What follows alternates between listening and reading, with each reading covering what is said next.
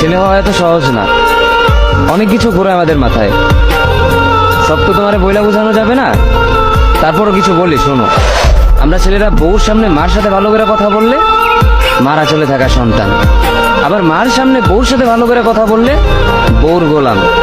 নিজের ছেলে মেয়েদের যদি মারি আমাদের দয়া মায়া নাই, আর ওই ছেলে মেয়েদের যদি কিছু না বলি আশকারা দিতেছি। নিজের বউরে দিয়া যদি জব করাই সেই ক্ষেত্রে আমি বউর কামাই খাই, আর যদি বউরে দিয়া জব না করাই আমি সন্দেহ করি। সারাদিন ঘরের বাইরে থাকলে আমরা ভাদাইম্মা, আর যদি ঘরের ভিতরে থাকি তাহলে বেকার, কাজ কাম নাই। আর এই তোমাদের মেয়েদের গায়ে যদি আমরা ভুলেও টাচ করি না আমরা নির্যাতক, আর যদি তোমরা মেয়েরা আমাদের গায়ে হাত তুলো আমরা কাপুরুষ।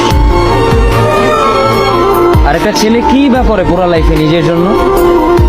মার ওষুধের থেকে শুরু করে বউ বাচ্চার প্রত্যেকটা শখ পালন করার দায়িত্ব একটা পুরুষের। কিন্তু কি লাভ এত কিছু কইরা? দিন শেষে একটা ভুল করলেই সবাই ভুলা যায় যে কে কি করছে তার জন্য।